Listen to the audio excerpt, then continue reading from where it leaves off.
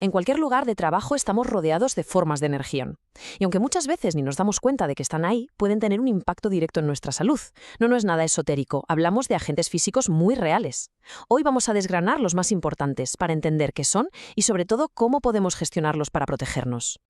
Vale, el término técnico para todo esto que mencionamos es agentes físicos. La definición es clara. Son formas de energía que están en el ambiente de trabajo y que, si no se controlan como es debido, pueden acabar provocando enfermedades profesionales. Vamos a ver los 4 principales para comprender bien su naturaleza y qué medidas preventivas podemos tomar. Esta será nuestra hoja de ruta para hoy. Nos vamos a centrar en 4 grandes bloques: el ruido, las vibraciones, el ambiente térmico y las radiaciones. Un análisis en profundidad de estas energías que son clave en la seguridad laboral. Empezamos con el riesgo físico más habitual y seguramente el que más subestimamos, el ruido. Muchas veces lo vemos como una simple molestia, algo con lo que hay que convivir, pero la realidad es que es un agente patógeno con consecuencias muy serias y a menudo permanentes para la salud. Si nos ponemos técnicos, el ruido es cualquier sonido que se considera molesto o no deseado, pero su impacto va mucho más allá. El efecto más conocido, claro, es la hipoacusia, la sordera profesional, pero una exposición continua puede provocar problemas cardiovasculares, digestivos e incluso alterar el sueño, o sea que sus consecuencias afectan a todo el organismo. Para poder medir este riesgo, la normativa establece unos umbrales muy claros en decibelios A, que es una unidad que tiene en cuenta cómo percibe el sonido el oído humano. A partir de 80 decibelios A, se activa un primer nivel de acción. Si se llega a 85, las medidas se endurecen. Y el límite que nunca se debe sobrepasar, ni siquiera con protectores, es de 87 decibelios A. Y estos umbrales, lógicamente, obligan a tomar acciones muy concretas. Cuando se superan los 80 decibelios A, la empresa ya tiene la obligación de informar, de formar al personal y de ofrecer protectores auditivos. Pero si se superan los 85, la cosa cambia. El uso de los protectores ya es obligatorio. Se debe reforzar la vigilancia de la salud y la empresa tiene que buscar la manera de reducir el ruido desde el origen. La clave, como vemos, es una respuesta gradual según el nivel de riesgo. Bueno, dejamos la energía acústica y nos metemos con otra forma de energía mecánica, las vibraciones. Este es un riesgo un poco más silencioso porque sus efectos no son inmediatos, pero a la larga pueden provocar daños crónicos y muy severos en los sistemas musculoesquelético y vascular. ¿Qué es exactamente una vibración mecánica? Pues es un movimiento oscilatorio que se transmite a nuestro cuerpo a través de un objeto sólido, como el mango de una herramienta o el asiento de un vehículo. El riesgo aparece cuando nuestro organismo absorbe esa energía, lo que puede generar desde un simple malestar hasta enfermedades crónicas e incapacitantes. Aquí es fundamental distinguir 2 tipos de exposición. Por un lado tenemos la vibración mano-brazo, que es la que transmiten las herramientas manuales y que puede causar problemas vasculares como el síndrome de Raynaud. Sus valores de acción y límites son 2,5 y 5 metros por segundo al cuadrado. Y por otro lado está la vibración de cuerpo completo, que afecta, por ejemplo, a conductores de maquinaria pesada. Sus consecuencias suelen ser lesiones en la columna y fijaos, los valores aquí son mucho más bajos, 0,5 y 1,15. Esto nos dice que su potencial de daño es mayor. La estrategia para prevenir este riesgo sigue una jerarquía de control muy estricta. Lo primero y más importante es actuar en el origen, elegir equipos que vibren poco. Si eso no es posible o no es suficiente, se actúa sobre el medio de transmisión, con amortiguadores o aislantes. El siguiente paso son las medidas organizativas, como rotar puestos o limitar el tiempo de uso. Y ya como último recurso están las medidas de protección personal. Pasamos ahora a la energía térmica y cómo nos afecta en el trabajo. Gestionar el ambiente térmico no va solo de estar cómodos, es un factor de riesgo crítico. Una mala gestión puede acabar literalmente en una emergencia médica.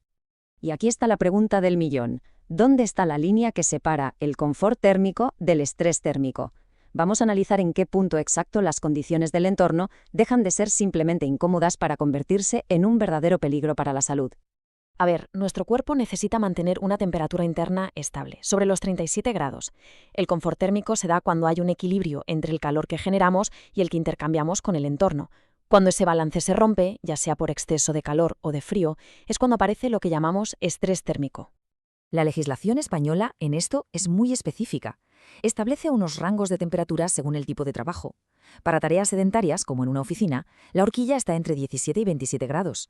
Para trabajos ligeros, que implican algo de movimiento, se acota entre 14 y 25.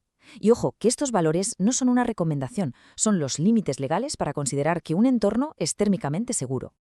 El estrés térmico tiene dos extremos. Por un lado, el estrés por calor, muy común en sectores como la hostelería, la construcción o la agricultura, y cuyo riesgo más grave es el golpe de calor.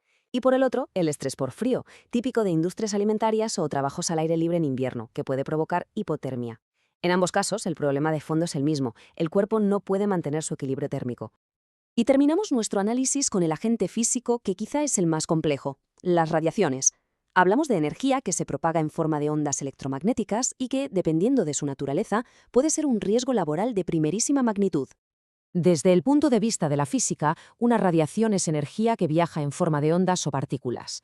Pero para la seguridad y la salud en el trabajo, la clasificación que de verdad nos importa es la que se basa en su capacidad para interactuar con la materia viva, es decir, en los efectos biológicos que pueden producir. Y aquí llegamos a la distinción que es absolutamente fundamental. Por un lado están las radiaciones no ionizantes, como las microondas o las de radiofrecuencia. No tienen energía suficiente para ionizar los átomos, o sea, para arrancarles electrones. Su principal efecto es el calentamiento de los tejidos. Pero por otro lado están las radiaciones ionizantes, como los rayos X o los gamma. Estas sí tienen energía para alterar los átomos, y eso les permite modificar la estructura del ADN, pudiendo causar daños genéticos o cáncer. El espectro de radiaciones en el trabajo es muy amplio. Puede ir desde los campos electromagnéticos que generan las antenas, pasando por las radiaciones ópticas de la soldadura, hasta las radiaciones ionizantes que se usan en medicina o en la industria. Cada tipo tiene sus fuentes y sus efectos específicos, y por tanto requiere una gestión diferente. Igual que hemos visto con los otros riesgos, la prevención sigue una jerarquía. Lo primero siempre es actuar sobre la fuente para que emita menos. Después se actúa sobre el medio, por ejemplo, poniendo blindajes o simplemente más distancia. El tercer paso son las medidas organizativas, como limitar el tiempo que una persona está expuesta. Y por último, como siempre, la protección individual y una vigilancia médica específica. En resumen, hemos visto cómo el ruido, las vibraciones, la temperatura y las radiaciones son, en el fondo, distintas caras de la misma moneda: la energía en el entorno de trabajo. Son elementos que forman parte de muchísimos procesos, por lo que el objetivo de la prevención no es tanto eliminarlos, que a veces es imposible, sino controlarlos de forma eficaz para que no nos hagan daño. Y esto nos lleva a una última reflexión. La energía es parte inseparable de la mayoría de trabajos. Por lo tanto, la pregunta importante no es si existe o no un riesgo físico, sino cómo se está gestionando. En cualquier puesto de trabajo cabe preguntarse: ¿se está controlando esta energía de forma activa para proteger a las personas o simplemente se está ignorando el riesgo? En muchísimos trabajos, los peligros más serios son, curiosamente, los que no se ven. Hoy vamos a meternos de lleno a analizar los riesgos químicos y biológicos, que son, sin duda, dos de las amenazas más importantes y a menudo más olvidadas para la salud en el entorno laboral. La pregunta es clave. ¿Qué peligros invisibles nos rodean en el día a día? Pues pueden ser desde los disolventes que se usan en un taller hasta los microorganismos que encontramos en un centro sanitario. La cuestión es que pueden estar ahí sin que nos demos cuenta. Por eso, entenderlos bien es el primerísimo paso para poder protegernos de forma eficaz. Muy bien, pues vamos a empezar con el primer gran bloque: los riesgos químicos. Y no se trata solo de saber qué son, sino de algo mucho más importante: entender cómo entran en nuestro organismo y, claro, qué efectos provocan una vez que están dentro. Para empezar, pongamos una base sólida. Cuando hablamos de riesgo químico, hablamos de la probabilidad de que una persona sufra un daño por estar expuesta a un agente químico. Y ojo, esta exposición puede ser por manipular directamente un producto o simplemente por estar en un ambiente donde hay polvo, humo o vapores de esa sustancia. Entonces, ¿cómo entran exactamente estos agentes en el cuerpo? Pues hay 4 vías principales. La más común, y también la más peligrosa, es la respiratoria. Pensemos, por ejemplo, en inhalar vapores de disolventes en un taller de pintura. Después tenemos la vía dérmica, que es cuando un producto, como un limpiador corrosivo, nos toca la piel y se absorbe. La tercera es la digestiva, que muchas veces está ligada a malos hábitos, como comer con las manos sucias de polvo de plomo. Y por último, la vía parenteral, que es la entrada directa a la sangre a través de heridas, un pinchazo accidental en un hospital, por ejemplo. Una vez dentro, los efectos pueden ser realmente graves. De hecho, el Reglamento Europeo CLP, que es el de clasificación, etiquetado y envasado, los organiza según su peligrosidad. Y aquí hablamos de todo, desde una toxicidad aguda, que puede llegar a ser mortal, hasta efectos a larguísimo plazo como el cáncer por exposición al amianto. El punto clave aquí es que el daño no siempre es inmediato. Muchas enfermedades profesionales, de hecho, dan la cara años después de que ocurriera la exposición. Vale. Saber que el riesgo existe es el primer paso, pero identificarlo correctamente es otra historia. Ahora vamos a ver cómo se reconocen estos peligros para poder actuar con seguridad. Aquí la normativa europea es tajante. Los productos químicos peligrosos tienen que estar etiquetados como es debido. Y la etiqueta no es un simple trámite, para nada. Es la primera y la más importante fuente de información de seguridad que tenemos a nuestro alcance. ¿Y qué nos cuenta exactamente esa etiqueta? Pues nos da un mapa completo del riesgo. Junto al pictograma tenemos las indicaciones de peligro, que son las famosas frases H que describen el riesgo. Por ejemplo, H315, provoca irritación cutánea. Y luego, los consejos de prudencia, las frases P, que nos dicen cómo manejar el producto de forma segura, como P280, llevar guantes de protección. Está todo pensado para que la información sea rápida y clara. Sin duda, lo más llamativo de la etiqueta son los pictogramas. Son símbolos que se han estandarizado a nivel mundial para comunicar un peligro de forma inmediata, sin necesidad de leer nada más. Ya sea en la industria agrícola con los plaguicidas o en un laboratorio con ácidos, ver la calavera o el símbolo de corrosión es una advertencia universal que, por supuesto, jamás hay que ignorar. Una vez que hemos identificado el riesgo, el paso lógico es controlarlo. Y para esto nos improvisa. Existe un enfoque muy sistemático, una jerarquía que busca siempre la máxima eficacia. Y aquí, el orden es lo más importante de todo. La medida más efectiva siempre es la eliminación. Si no es posible, se intenta sustituir el producto por otro menos peligroso. Y solo como última barrera, como el último recurso, se utilizan los equipos de protección individual. Y porque al final, pues tiene toda la lógica del mundo. Un EPI solo protege a una persona, puede tener fallos, se puede usar mal y, sobre todo, no elimina el peligro de raíz. Bueno, dejamos atrás los agentes químicos para adentrarnos en otro tipo de riesgo invisible, el biológico. Aquí ya no hablamos de compuestos inertes, sino de organismos vivos que están presentes en sectores que van desde la sanidad a la gestión de residuos o la industria alimentaria. El riesgo biológico, para que nos entendamos, es la posibilidad de sufrir algún daño por estar expuestos a agentes como virus, bacterias u hongos.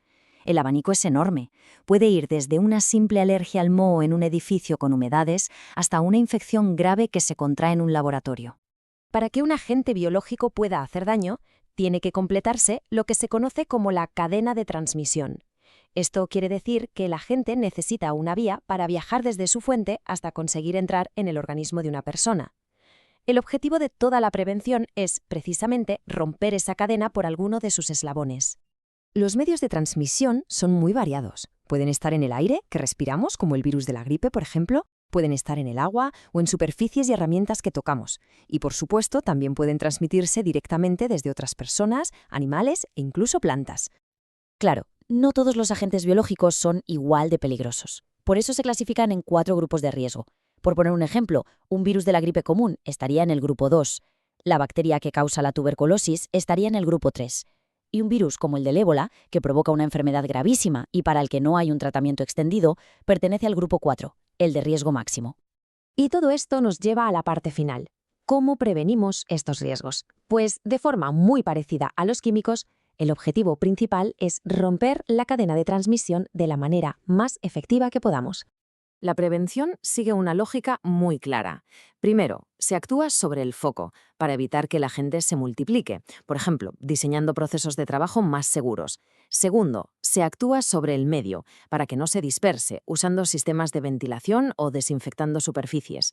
Y ya por último, se actúa sobre la persona, con medidas como la vacunación, una buena formación en higiene o los equipos de protección. Y cerramos con esta reflexión. La información es la base de todo, pero es la acción lo que de verdad protege.